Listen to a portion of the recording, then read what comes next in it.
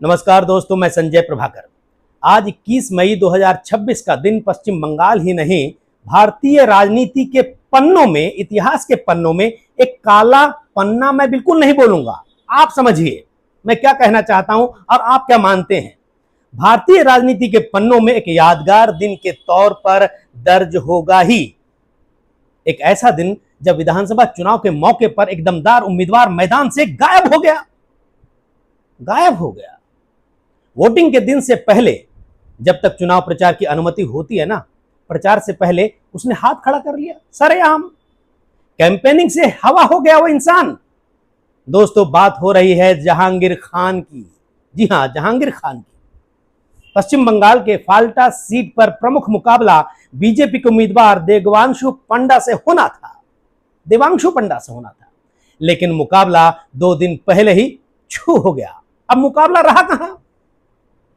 जहांगीर खान चुनावी मैदान से पीछे हटने का ऐलान तो कर ही चुके 2 दिन पहले, पर खबरों के मुताबिक चौंकाने वाली बात तो यह रही कि उन्होंने अपना वोट भी नहीं डाला।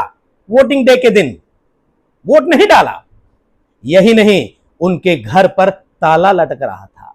ये खबरें आई, जो खबरें आ रही हैं, जो मेरे ऑनलाइन रिसर्च में, वो मैं आपके सामने कह रहा हूं। ये मैं जाकर देखा नहीं, लेकिन ये खबरें मीडिया में आ रही हैं कि उनके घर में ताला लटका हुआ था और उन्होंने अपना वोट भी नहीं डाला।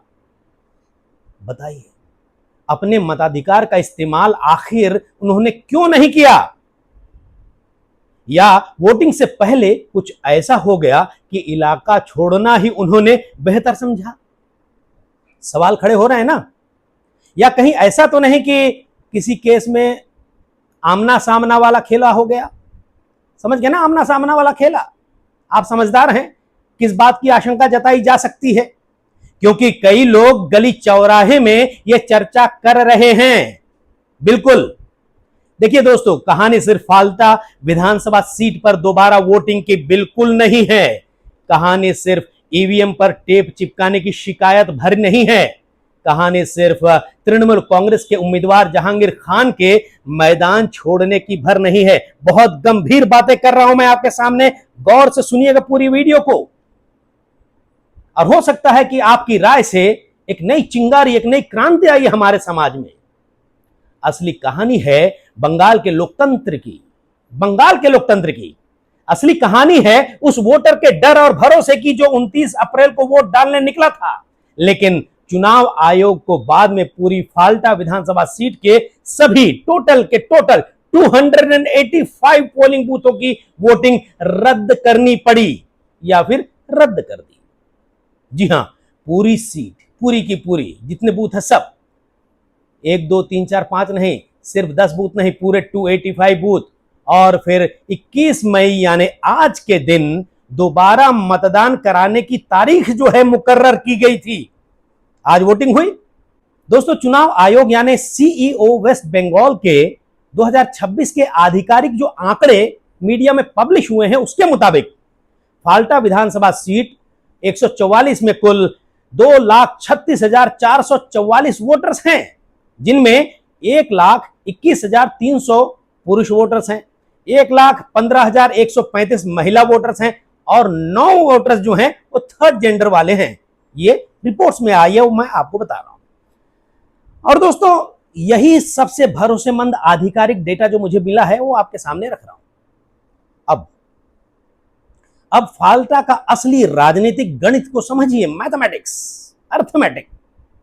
चुनाव आयोग धर्म के आधार पर वोटर्स का ऑफिशियल ब्रेकअप जारी नहीं करता, इसलिए हिंदू कितने वोटर्स रहे और मुसलमान कितने वोटर्स हैं, इसका कोई आधिकारिक जो है इलेक्शन कमीशन ऑफ इंडिया की तरफ से कोई आंकड़ा नहीं है।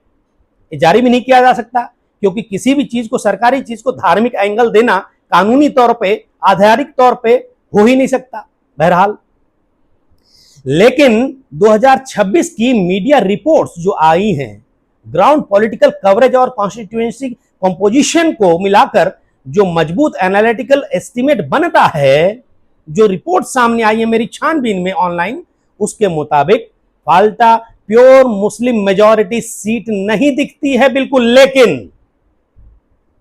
लेकिन ये स्ट्रांगली मुस्लिम इन्फ्लुएंस्ड बैटल ग्राउंड कॉन्स्टिट्यूएंसी जरूर है। और अनुमान के हिसाब से मुस्लिम वोटर्स लगभग 38% से लेकर 43%, यानी करीब करीब 90,000 से 1,02,000 वोटर्स हो सकते हैं मुस्लिम्स। वोटर की बात कर रहा हूं, आबादी की नहीं। जबकि हिंदू वोटर्स की अगर हम बात करते हैं तो कुल मिलाकर करीब करीब 56 से लेकर 61% करीब करीब 1,32,000 से लेकर 1,44,000 वोटर्स जो है हिंदू वोटर्स हैं, ये कहे जा रहे हैं। ये आधिकारिक आंकड़ा बिल्कुल नहीं है, हिंदू के तौर पर जो अनुमान की बात बता रहा हूं। इसका मतलब साफ है कि फाल्टा हिंदू बहुल सीट हो सकती है, लेकिन माइनॉरिटी वोट इतना बड़ा और संगठित ब्लॉक है, वन साइडेड है, कि चुनावी नतीजे की दिशा बदल सकती है बिल्कुल। और मुस्लिम वोट जो है वन साइडेड गिरते हैं, ये सबको मालूम है। और यही वजह है कि डायमंड हार्बर लोकसभा सीट के इस इलाके की फाल्टा सीट को तृणमूल कांग्रेस का सबसे मजबूत गढ़ माना जाता रहा है आज तक। आप सुनते होंगे, खबरों में देखते होंगे, अखबारों में पढ़ते होंगे, पढ़ते हैं ना दोस्तों। ये जो आगे जो बातें बता रहा हूं और भी गहरी है और बहुत गंभीर है, आपको जानना चाहिए। आप देश के नागरिक हैं। मीडिया रिपोर्ट्स में फाल्टा को टीएमसी बैस्टियन कहा जाता है, जहां जहांगीर खान स्थानीय प्रभावशाली चेहरा माने जाते हैं। लेकिन इस बार कहानी अचानक पलट गई, बिल्कुल पलट गई। 29 अप्रैल को वोटिंग हुई थी, आपको ध्यान होगा। शिकायत आई कि ईवीएम में बीजेपी के बटन के पास टेप लगा हुआ था। ऐसे में सवाल यह है कि ईवीएम तक टेप पहुंचा कैसे?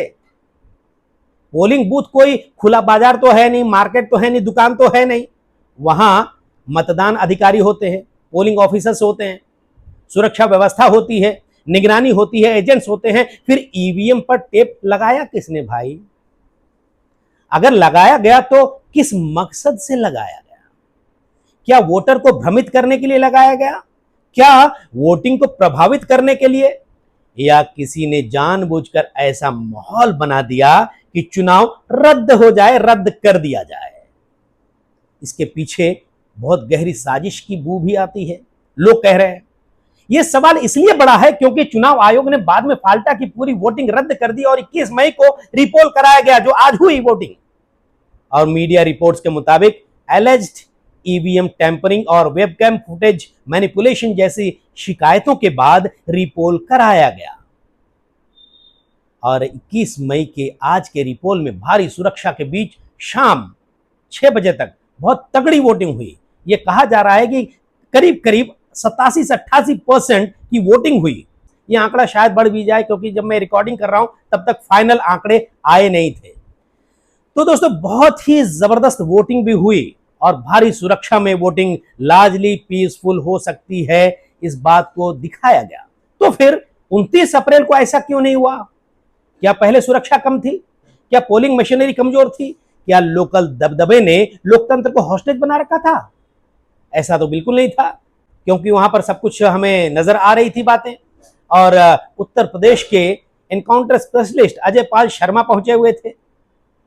अब सोचिए, 2026 की सत्ता बदलने के बाद एडमिनिस्ट्रेटिव मूड ही बदल गया, आपको नहीं लग रहा है? और यह सवाल इसलिए पैदा हो रहा है, और बड़ा सवाल है, क्योंकि इस बार फाल्टा में सुरक्षा के नाम पर 35 CAPF कंपनीज, सेंट्रल फोर्सेस की कंपनीज, और 30 क्विक रिस्पांस टीम और तैनाती की रिपोर्ट आई।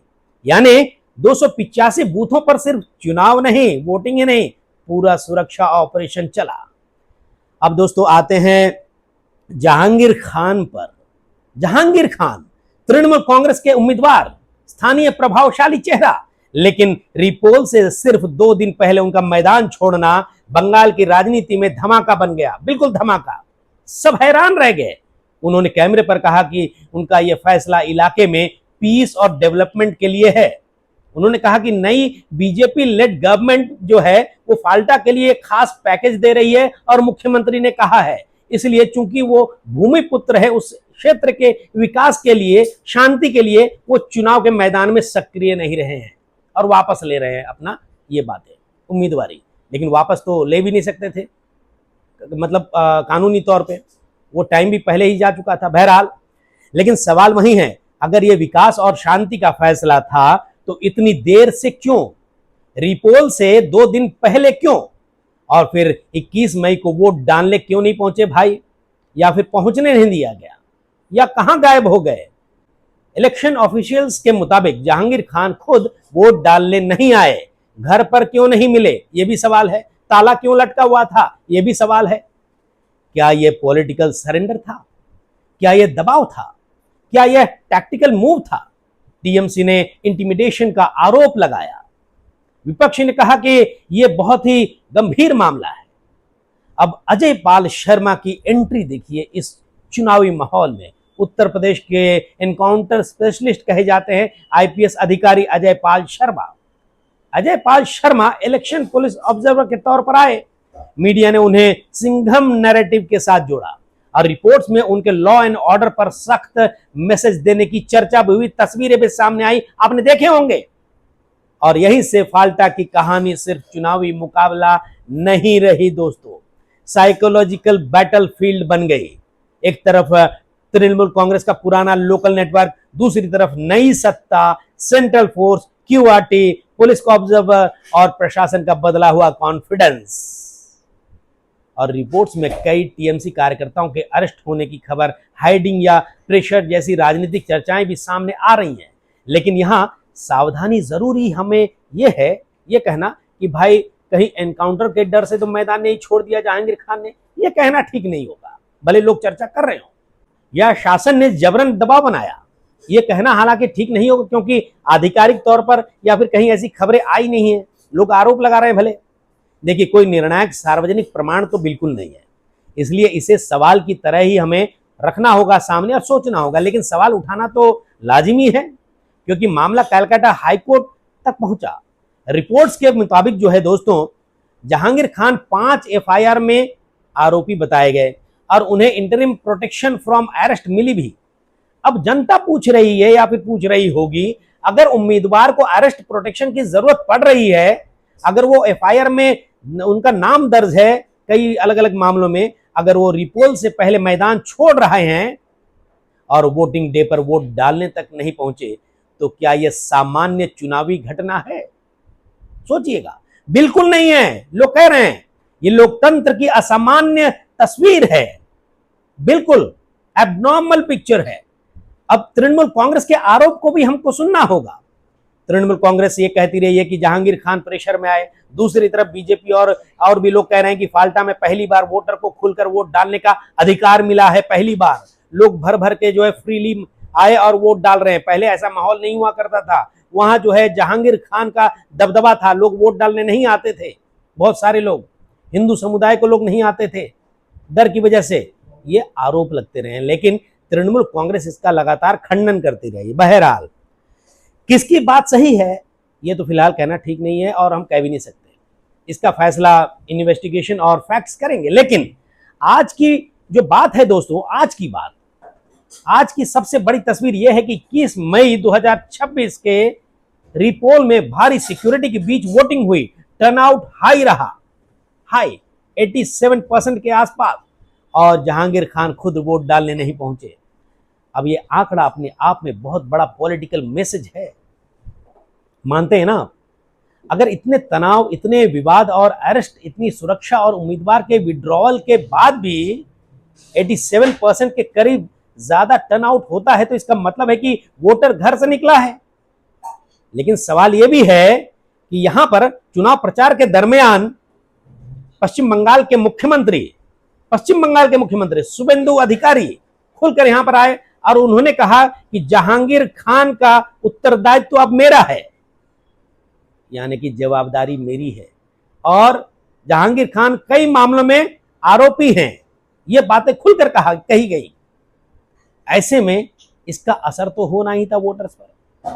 तो वोटर्स घर से निकले। सवाल यह है, क्या वे पहले डर से नहीं निकलते थे, या इस बार सत्ता बदलने के बाद माहौल ऐसा बना कि लोग खुलकर निकले? दोस्तों, अब ईवीएम टेप कंट्रोवर्सी पर लौटते हैं एक बार फिर से। अगर बीजेपी वाले बटन पर ईवीएम में टेप लगा हुआ था, तो इससे किसे फायदा होना था? क्या बीजेपी वोटर कंफ्यूज होता? क्या वोटिंग प्रभावित होती? या कंप्लेंट के बाद पूरे इलेक्शन को डिरेल करने की कोई साजिश थी? ये सवाल उठ रहे हैं। और अगर वेबकैम फुटेज मैनिपुलेशन की बात आई, तो पोलिंग निगरानी व्यवस्था पर सवाल क्यों नहीं उठने चाहिए? क्या प्रिसाइडिंग ऑफिसर्स की जवाबदेही तय हुई? अभी तक कोई जांच हुई? लोग जानना चाहेंगे। क्या पोलिंग एजेंट से पूछताछ हुई? हो सकता है हुई होगी। क्या फुटेज पब्लिक सिक्योरिटी में आई? बिल्कुल अभी तक तो नजर नहीं आई है। क्या किसी पर क्रिमिनल केस दर्ज हुआ? अभी तक अखबार में ये बातें मैंने नहीं पढ़ी, हो सकता आई हो, आप भी देखिएगा। जनता को जवाब चाहिए, लोग जानना चाहेंगे, क्योंकि लोकतंत्र में सिर्फ रिपोल करा देना काफी नहीं होगा। जिसने भी ईवीएम से छेड़छाड़ की, जिसने भी टेप लगाया, जिसने भी फुटेज मैनिपुलेट की, जिसने भी वोटर्स को डराया, जिसने भी फॉल्स कंप्लेंट की, सबको सामने लाना होगा, लाना चाहिए।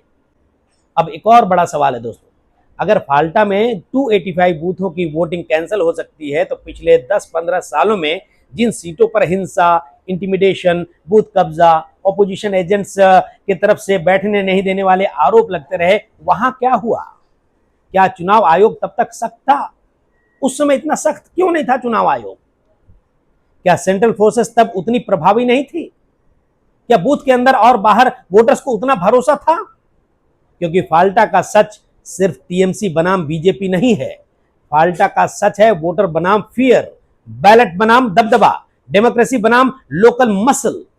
अगर सुरक्षा सख्त हो, प्रशासन न्यूट्रल हो, बूथ पर दबदबा टूट जाए तो वोटर निकलता है। लेकिन अगर वोटर को लगे कि बाहर कोई देख रहा है, मोहल्ले में कोई नोट कर रहा है कि हम किसके सपोर्ट में वोट डालने जा सकते हैं, चुनाव के बाद उसका हिसाब हो सकता है, तो लोकतंत्र कागज पर रह जाता है दोस्तों, सिर्फ कागजी की बात बन जाती है लोकतंत्र की बात। और यही फाल्टा सीट, फाल्टा विधानसभा सीट का सबसे बड़ा सवाल है कि क्या आज 21 मई की वोटिंग ने लोकतंत्र को बचाया, या सिर्फ उस बीमारी को दिखा दिया जो सालों से बंगाल की चुनावी नसों में दौड़ रही थी? फैसला जनता करेगी, लेकिन सवाल पूछना तो बंद बिल्कुल नहीं होना चाहिए। सवाल एक बार फिर से वही सामने आता है दोस्तों कि इस सीट से सबसे दमदार उम्मीदवार जहांगीर खान वोट डालने क्यों नहीं पहुंचे? भले वो मैदान से हटने की उन्होंने ऐलान कर दिया हो, लेकिन अपना वोट तो डालना चाहिए था। उनके घर में ताला क्यों लटक रहा था? गंभीर आशंका है। बहरहाल हो सकता है उनको लेकर बहुत जल्द तस्वीरें सामने आ जाए और वो सामने आकर कुछ बोले भी कि भाई हम बिल्कुल ठीक ठाक है, और वोट डालने क्यों नहीं आए, हो सकता है उसको लेकर भी वो अपनी कोई नई दलील दें। चलिए, इस वीडियो पर आप अपनी राय कमेंट बॉक्स में जरूर दिखिएगा। नमस्कार।